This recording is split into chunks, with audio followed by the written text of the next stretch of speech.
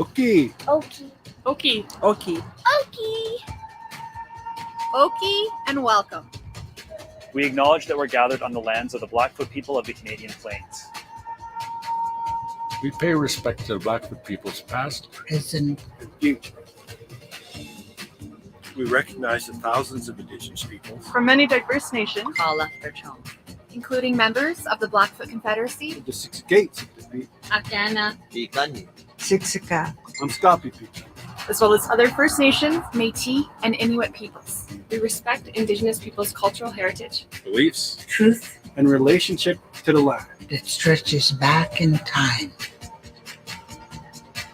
We will not blink at history. we will not blink at history. And we will learn from it.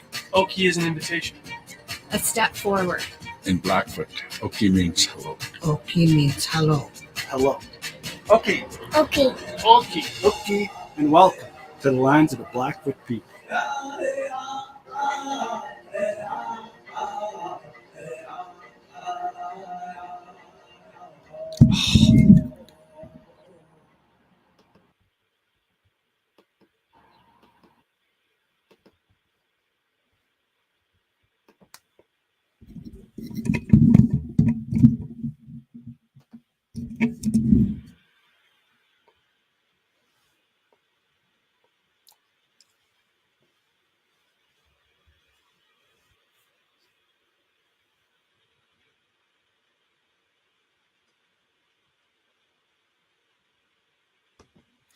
Okay, and welcome to this safe place to share our stories. The right way to say this, I've been practicing. Aakitaapitsinikotsio'pa. So a place where we tell our genuine stories to one another is what it is. So that is what the name of the show is. First time I've ever done that. Hallelujah. So now I'm looking for my hosts. Hopefully are going to come on with me. But if not, I have something else I wanted to share with you. One thing I wanted to share with you, and let me just find this. I just got this in my email today. And it is, not a video file. Hang on. Let me get the sharing stuff right. Sharing screen, sharing to Chrome tab. There we go. Okay, so here is posters. Marilyn Contois from the library had sent these posters out today. So you can see that on May 3rd, they have Finding Dawn. Acclaimed Métis filmmaker Christian Welf brings us a compelling documentary that puts a human face on a national tragedy, the epidemic of missing or murdered Indigenous women in Canada. Okay, so that's at 5:30 on May 3rd. Then on May 4th, you see Red Dress, Get Your Bead On Beading Class, 11 a.m. to 1 p.m. at the Eagle's Nest. So the Eagle's Nest is an area they have in the library. It's kind of on the, what would it be? On the northeast corner of the library is the Eagle's Nest. And then May 5th, Red Dress Day, presentation, healing dance, guest speakers, 11 a.m. to 1 p.m. at Theater Gallery and the webinar. So those are things that are happening in our community, May 3rd, 4th, and 5th. So if you're interested in those, come on out. Call Marilyn for more information. That would be great. And the other thing, I guess, since I don't know if I did not hear from Annette and TJ today, I know that my co-host Diane, she's traveling. So, maybe she didn't have the ability to participate. And I don't know about TJ and Annette. Annette is still going to give us the kind of the summary of her trip to Chicago, where she worked to restore this headdress. And it was a very kind of a sacred process. And then she's going to share with that. So I'm not sure where she is tonight, but another day we will have Annette come back and have that conversation. Excuse me. The other thing that, whilst I'm chatting with you anyways, I guess, if you know somebody who is in, you are a spokesperson or want to be a spokesperson for the Indigenous community, you want to share your thoughts on how Indigenous people, white people work together so that we can thrive, well, like, how do we do that? So if you want to come on and join us, you see right there, this is what we're calling it. And then you could certainly just send me an email, send me a text, or give me a phone call, and we would have you come on and be our guest and have a chat with you. So I've asked Trina several times, Trina Tallow, to come on several times, but she has not yet. She's shy. But maybe we'll find some other people who want to come in and share about the Indigenous ways more so that I can maybe be of value in understanding what kind of solutions might be helpful to them. So, and how we might be able to support that. So, yeah, there we go. Okay. So with that recently, I've been having a lot more research. I've been doing a lot of research and talking to some elders. It's always fun talking to elders, Indigenous elders. I find them to be very humble, have a great sense of humor. They like to laugh. So anyways, but if I now understand correctly, Indigenous spiritual beliefs, they are very, very inclusive. So if I understand it correctly, basically the Creator gives us all our life-giving source. And there's only one Creator. We call them different names, but only one gives us all our life-giving source. So because we are connected to I'm connected to the Creator for my life-giving source, as are you, we are all connected. So are we all connected to the Creator? We're all connected to one another, and we're also connected to everything else in the universe, right? So plants and rocks and trees and animals we have connections with them all. So the blessings, when they have a blessing, it's very inclusive, and they're blessing everyone and everything to go forward, to help us make good decisions that, help each other and help the environment and help keep us all healthy and safe. It's beautiful. It's very, very inclusive.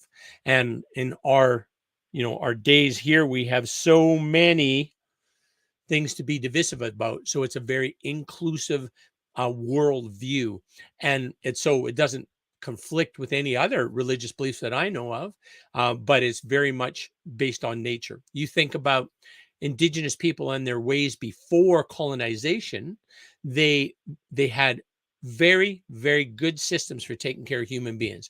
They had great supports for little people in their community, and so those kids had, were well cared for, had a lot of attention, a lot of support, a lot of connection, and they were kind of guided to kind of the paths that you would go through, to be a good citizen in that community.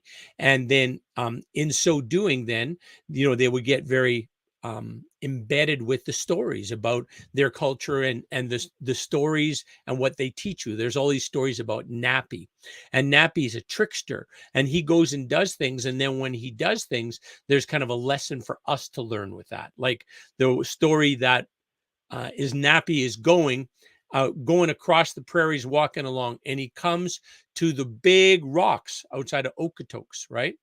And that big rock, it is Okotok, like it's a Indigenous type person or Indigenous entity, right? Everything is real, everything is connected, right? So he goes there, and it's a hot day, and he takes his coat off, and then he puts his coat down, and then he decides, and he gives his coat to Okotok as an offering. Say, thank you for letting me rest here, Okotok. Here's my coat as a gift to you. And then it starts getting cold, and he decides, he wants his coat back, but he gave it away, right? So he takes it back. Okotok is very angry. Okotok is chasing Nappy along. And as he's chasing him along, Nappy keeps calling out. He says, Spumo Nappy. And then he directs it at an elk, a ponoka, I think it's pronounced. So, and then he, every animal he sees, everything he sees out there, he addresses them. Spumo Nappy, help me, because Okotok is trying to kill him, right? And then I think finally it's birds that come and hit the rock, and that's why it's all broken up into pieces if you go look at it out Okotoks way. So all these stories that Nappy talks about are the stories then that are they share, the adults or the aunties or the elders share with the kids growing up, and then they have these stories about, you know, how to live a good life, that kind of a thing. So I don't I guess I'm not having any other guests join me tonight. And thank you. If you have something that you want to share, especially about ways that we could be better allies together. I want to be an ally to the Indigenous people. I know, like, I very much am in tune now, or accept my privilege. And I know lots of times people will say, oh, these Native people, they're all lazy and blah, blah, blah, blah, blah. Think about your life when you were 5 years old and somebody comes to your door who's a different color, different language, different smell, has power and authority to take you by the hand and lead you away, and you don't see your mom and dad again. What would your life have turned out? Or vice versa. You're the parent of said 5 years old. Same situation.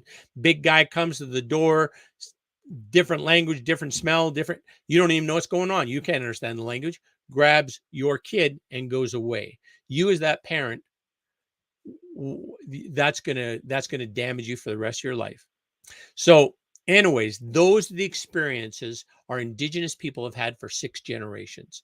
And so the fact that they're still here just shows how resilient they are. It's amazing that they're still here when an oral tradition, after that many generations of breaking it, outlawing it, you know, disciplining if they use their language or talked, or pardon me, you know, their culture, express their culture in any way, and they're still here.